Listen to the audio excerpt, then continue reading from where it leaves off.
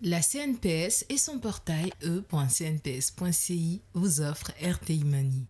Bonsoir et bienvenue dans votre magazine RTI Money, votre rendez-vous business qui fait la promotion des créateurs de richesse et vous plonge au cœur de l'univers des banques, des assurances et de la finance. Ce soir, RTI Money braque ses projecteurs sur un secteur très discret mais ô combien stratégique. Le secteur linguistique. Dans un monde globalisé où les échanges internationaux sont constants, la langue devient un véritable levier économique. Traduction, interprétation, sous-titrage. Comment fonctionne cette industrie en Côte d'Ivoire? Quels sont les enjeux, les défis et surtout les opportunités de ce secteur? Pour en parler, nous recevons ce soir Franck Dibongou, fondateur de DBFV Consulting, une entreprise spécialisée dans les services linguistiques professionnels. Franck Dibongou, bonsoir. Justine, bonsoir. Merci d'accepter l'invitation d'RTI Money. Avec vous, nous allons découvrir l'univers linguistique. Mais avant, ma team de chroniqueurs, toujours au poste, va nous donner un peu un aperçu de ce qui nous attend ce soir. Et Stéphanie, vous nous parlez de coiffure à domicile. C'est ça. Alors, on parle de beauté, de gain de temps et de confort. Et aujourd'hui, je vous propose 2 solutions qui vont vous permettre de vous faire coiffer chez vous à la maison. Alors, dans Buzz Echo ce soir, il s'agira de IDE. IDE, pour dire investissement direct étranger. On va parler de cela et on verra que la Côte d'Ivoire est une destination de plus en plus appréciée par les investisseurs étrangers. Ce sera pour tout à l'heure. Et enfin, nous prendrons la route des millionnaires à la rencontre d'un entrepreneur qui s'est imposé grâce à la création d'enseignes commerciales. Sans plus attendre, retrouvons Rick pour l'actualité éco.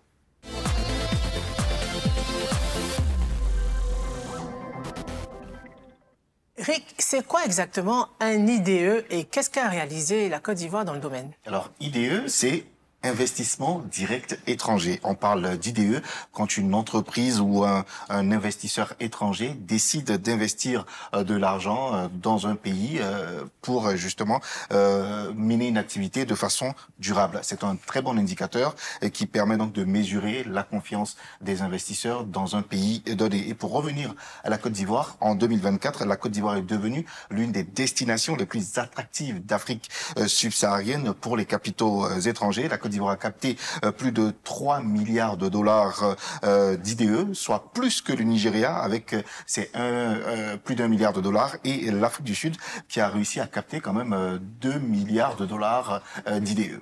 Pourquoi la Côte d'Ivoire attire autant d'investisseurs étrangers? 3 choses essentiellement à retenir. La Côte d'Ivoire bénéficie d'un climat d'affaires de plus en plus attractif. Cela se traduit par les nombreuses réformes administratives avec la digitalisation de nombreuses procédures justement entamées par le CPC. Autre chose, c'est la diversification de l'économie. C'est en Côte d'Ivoire, honnêtement, les opportunités d'investissement sont en réel et ce qui ne manque pas d'attirer les investisseurs étrangers. Dernier élément, la stabilité politique. On dit que l'argent n'aime pas le bruit et la Côte d'Ivoire bénéficie justement de cette stabilité-là qui permet aux investisseurs étrangers d'investir de l'argent en Côte d'Ivoire pour booster l'économie nationale. Quel est l'impact que cette performance a sur les Ivoiriens? Justine, derrière tous ces milliards investis, il y a des projets concrets qui voient le jour.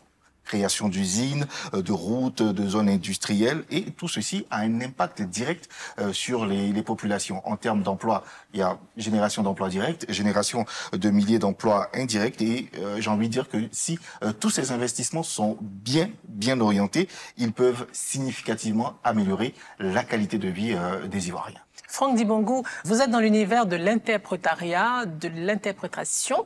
Est-ce que vous voyez aussi ces investisseurs arriver? Tout à fait, tout à fait. On s'est rendu compte depuis quelques années qu'il y a un véritable boom.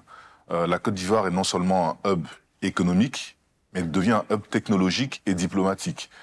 Donc pour nous, c'est tout bénef parce qu'on a une multiplicité de conférences internationales, de réunions multilingues et aussi de réunions à distance depuis l'avènement de la crise sanitaire de la Covid. Mais on ressent l'impact de cette IDE réellement en tant que PME et c'est très positif pour nous. Merci Eric pour ces informations chiffrées. Allons maintenant sur la route des millionnaires.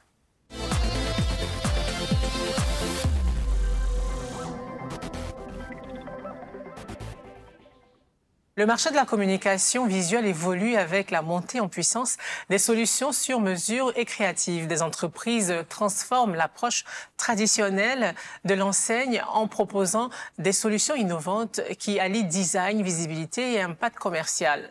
Voyons ça en images.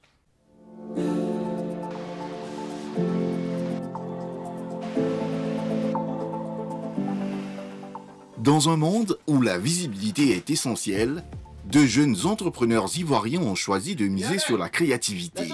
Marc Naounou et Serge Pakombalé sont les fondateurs d'une entreprise spécialisée dans la communication visuelle.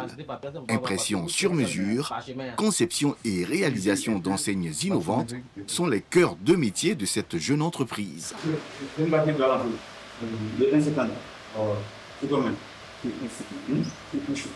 Marc est le visage de la communication et du volet impression. Entre la gestion des commandes et la promotion de l'entreprise sur les réseaux, il jongle avec un objectif clair: attirer et fidéliser les clients, majoritairement des entreprises. Généralement, ce qu'on utilise le plus sont les réseaux sociaux. Voilà, c'est à travers les réseaux sociaux qu'on communique plus pour pouvoir se positionner, puisque c'est l'outil qui est le plus vulgarisé actuellement, dont tout le monde a accès. Voilà, donc c'est sur les réseaux sociaux qu'on essaye d'impacter plus notre clientèle. Les entreprises qui cherchent à faire la communication de leur activité à travers les impressions des supports visuels et aussi des particuliers. Voilà, des particuliers qui ont des événements, qui ont des cérémonies comme les mariages, les cérémonies de dot, en tout cas tout ce qui est même anniversaire. Voilà. Et aussi des particuliers aussi qui font des petites activités. Et justement, l'un des fidèles clients de l'entreprise vient récupérer sa commande. Créée officiellement en 2021 avec un capital de 200 000 francs CFA, cette entreprise a rapidement su séduire par la qualité de ses prestations. Quand je fais les créations à la maison, et après, les impressions sont faites ici, à 7 000 francs. Par mois, je fais naturellement une impression. Donc, on va dire dans l'année environ 10 à 11 impressions. Dans la promptitude, dans le délai de livraison, ils sont très efficaces. Un peu plus tard, c'est dans un autre cadre qui sert d'atelier de fabrication que nous retrouvons Serge. C'est ici qu'il réalise les enseignes, développe les prototypes et donne vie aux projets les plus ambitieux. Un travail qui exige précision et savoir-faire. Pour les enseignes, les prix varient entre 300 000 francs et 3 millions de francs CFA en fonction des besoins du client. Et les résultats suivent. En moyenne, l'entreprise réalise un chiffre d'affaires de 25 millions de francs CFA chaque année. Et malgré les nombreux défis, l'objectif est clair: devenir une référence dans la communication visuelle en Côte d'Ivoire. Généralement, les difficultés qu'on rencontre, il y a la concurrence déloyale. Quand je parle de concurrence déloyale, il y a des gens qui ne sont pas forcément légalisés, qui prennent des marchés, qui vont les traiter soit dans leur salon, qui ne payent pas d'impôts, qui ne payent pas d'employés. À court terme déjà, c'est de s'équiper normalement à cause de la concurrence et répondre aux besoins du marché. Et à long terme, pourquoi pas ne pas s'implanter dans toute la sous-région africaine. Ça, c'est nos projets à long terme. Au-delà de la communication visuelle, l'entreprise explore d'autres domaines, notamment la production d'objets de décoration intérieure. Progressivement, cette entreprise trace sa route vers de nouveaux sommets.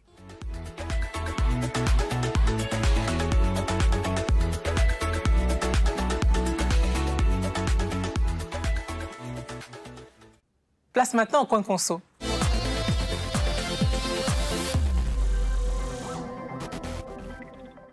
Stéphanie, ce soir, vous avez choisi de nous parler de coiffure à domicile. Mais alors, quel est l'avantage de se coiffer à domicile plutôt qu'au salon classique? Alors, on va parler d'abord de gain de temps, surtout pour les personnes qui ont un emploi du temps chargé.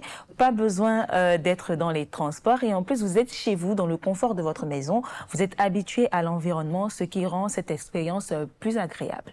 Quelles sont les solutions qui existent pour bénéficier de ces prestations à domicile? Alors, la première solution, c'est une plateforme que j'ai découverte sur les réseaux sociaux. Sur cette plateforme-là, vous pouvez commander des coiffeurs qui viendront directement chez vous à l'heure que vous souhaitez. Alors, cette plateforme est pensée pour les femmes et les enfants et elle propose plusieurs prestations. Donc, quand vous allez sur la plateforme, vous avez les différentes coiffures et quand vous cliquez sur une coiffure, vous avez le temps que ça va prendre pour être réalisé et vous avez aussi les prix qui vont dépendre de la coiffure, de la longueur, etc. Vous choisissez la coiffure, vous sélectionnez la date, vous sélectionnez l'heure et quand vous finissez, vous serez redirigé vers le formulaire de réservation où on va vous demander des informations sur votre identité, votre numéro de téléphone, votre ville ou votre quartier et une fois que vous finissez de remplir le formulaire de réservation, pour confirmer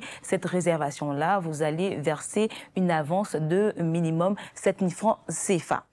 La deuxième solution, c'est ce que j'appelle un modèle hybride parce que c'est un institut de beauté qui a un salon de coiffure physique. Vous pouvez aller là-bas pour la réalisation de vos différentes coiffures, mais il propose également le service à domicile. Donc cet institut-là est réputé sur les réseaux sociaux pour les fausses locks et Knowless Braid, des coiffures très tendance en ce moment. Et pour réserver, vous n'avez juste qu'à les contacter sur les différents réseaux et là-bas vous direz la coiffure, la date, l'heure et on vous donnera le prix de la prestation. Super.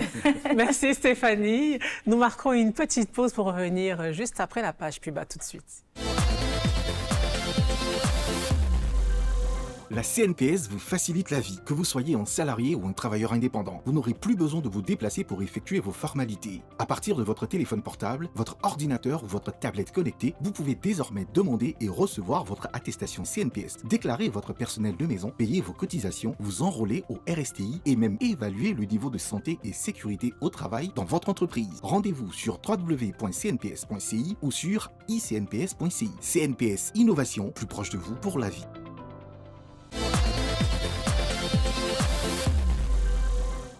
Vous regardez la deuxième partie de RTI Money et c'est maintenant l'heure de notre entretien cash avec notre invité Franck Dibangou, fondateur de DBFV Consulting, une entreprise spécialisée dans les services linguistiques professionnels. Rebonsoir Franck Dibangou. Bonsoir Justine à nouveau. Alors, que veut dire DBFV Consulting et quelles sont ses missions? Alors, DBFV Consulting, DBFV ça veut dire Dream Big Forward Vision. Ça veut dire qu'il faut rêver grand et être avant-gardiste, anticiper. L'émission de DBFV, c'est aller au-delà des attentes de nos clients. Nous fournissons des services linguistiques qui vont de l'interprétariat, de la traduction, jusqu'à l'assistance voyage, et nous essayons d'être les meilleurs dans notre domaine. Excellence, rigueur, professionnalisme sont les mots qui définissent un peu l'émission de DBFV Consulting. Alors, justement, pour être les meilleurs, il y a des atouts. Quels sont vos atouts selon vous? Alors, d'abord l'écoute.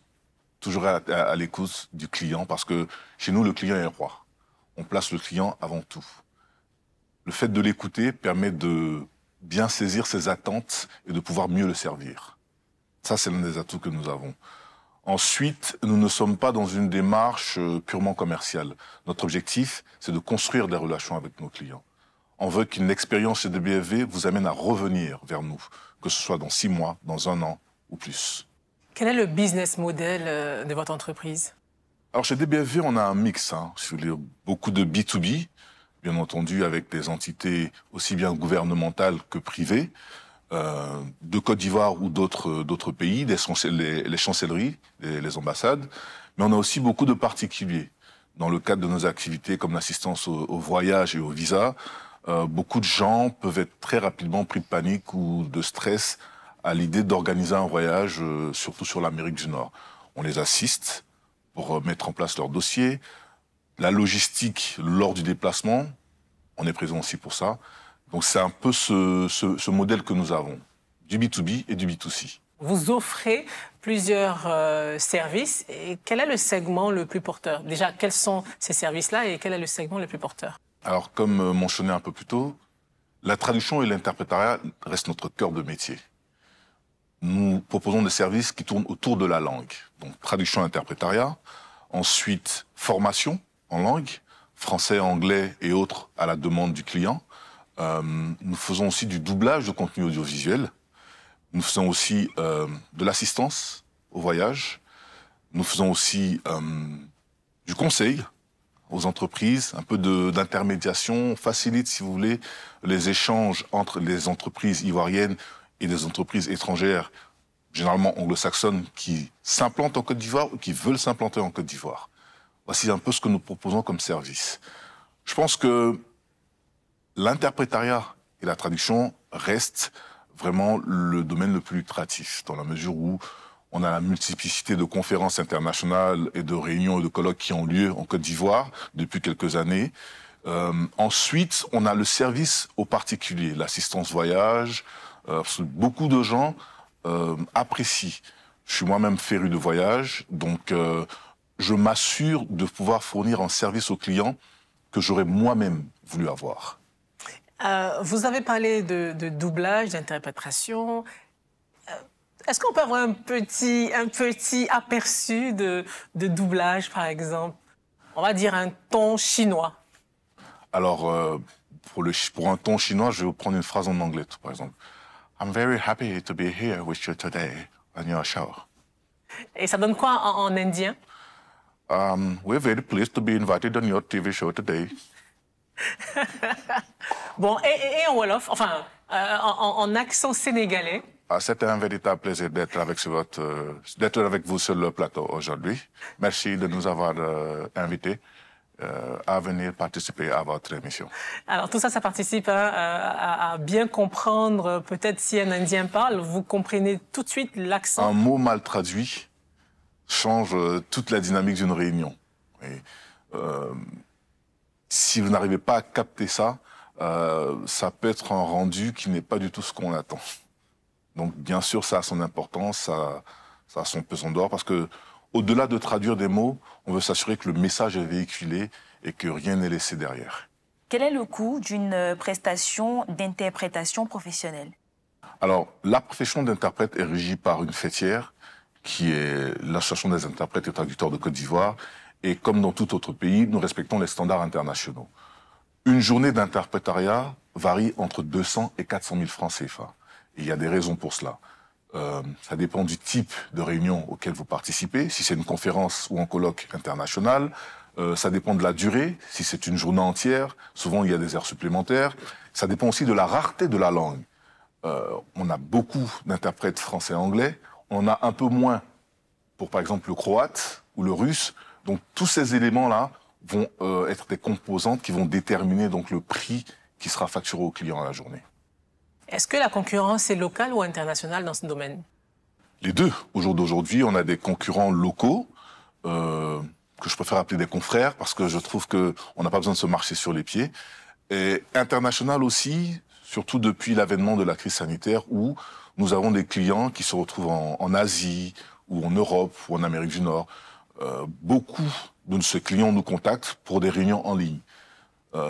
Très souvent, quand il y a des différences au niveau du décalage horaire, ils font appel à nos services. Donc, nous sommes en compétition avec des traducteurs qui se trouvent au Japon, ou en France, ou aux États-Unis. Alors, nous sommes à l'ère du numérique, du digital. Est-ce que dans vos offres de services, vous incluez les nouvelles technologies dedans? Et comment est-ce qu'au final, l'intelligence artificielle et les nouvelles technologies influencent-ils votre secteur d'activité? Nous sommes obligés d'intégrer ces nouvelles technologies dans nos activités. Chez DBFV Consulting, nous offrons du matériel, par exemple, de traduction simultanée. Vous avez la cabine, vous avez les kits, écouteurs, récepteurs. Nous avons aussi du matériel portatif.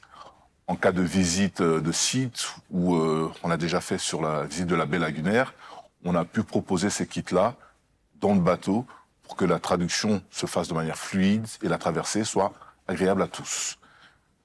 L'intelligence artificielle, on est obligé de l'intégrer.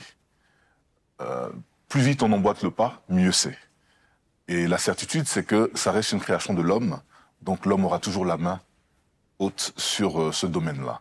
Mais on est obligé de l'intégrer et, comme je dis, c'est un véritable plaisir de travailler avec ces outils-là. Dans des domaines comme le doublage, ça nous fait un gain de temps considérable. Est-ce que vous n'avez pas peur de perdre un peu ce marché-là à la longue avec l'intelligence artificielle? Non, pas du tout. Pas du tout. Comme je dis, il faut s'adapter. Quand vous vous adaptez, ça vous permet d'anticiper. D'où le forward vision. Alors, quels sont vos rapports avec les écoles ou les centres de formation linguistique? Alors, nous recevons beaucoup de jeunes, aussi bien des écoles locales qu'internationales, dans d'autres pays, avec qui nous collaborons. On a reçu des stagiaires d'écoles en Côte d'Ivoire, dans le domaine de la traduction et l'interprétariat. Nous avons pendant plusieurs années travaillé avec des interprètes qui ont été formés au Cameroun, qui est l'une des meilleures écoles sur le continent, à Buea. Donc il y a une véritable synergie qui s'opère entre les différentes parties prenantes dans l'écosystème de la traduction et l'interprétariat. Est-ce qu'on peut dire que ce secteur est porteur? Est-ce qu'il y a encore de la place pour... Je trouve qu'il est très porteur, dans la mesure où ce qu'on voit en Côte d'Ivoire, le dynamisme économique qu'on ressent en Côte d'Ivoire, c'est partout sur l'ensemble du continent. L'Afrique, c'est l'avenir. La Côte d'Ivoire étant un hub économique et aussi technologique, avec le nombre de start-up qui se créent, mais aussi diplomatique, l'avenir est très brillant. C'est pour ça qu'il serait bon de commencer très tôt à faire du renforcement de capacités, du partage de connaissances avec les jeunes qui sont intéressés par ce domaine, pour qu'on puisse avoir, je veux dire, un interprétariat made in Côte d'Ivoire qui est aux standards internationaux et qui peut se déplacer sur l'ensemble du continent et même au-delà. Sur quoi vous travaillez en ce moment? Quelles sont vos perspectives? Alors, en ce moment, on pense à l'expansion. Parce que nous jouissons d'un réseau sur le continent de près de 100 traducteurs et interprètes, de l'Afrique de l'Ouest jusqu'à l'Afrique australe, parce que la particularité de DBV Consulting, c'est non seulement la traduction, l'interprétariat à tous les services que je vous ai cités de langue officielle, mais aussi les langues locales. Donc, l'idée, c'est de partir s'installer à Dakar, à Lomé, à Cotonou, à Ouaga, mais aussi à Kigali ou d'autres villes. Franck Dibongou, merci d'avoir répondu aux questions d'RTI Mani. Merci à vous, Justine.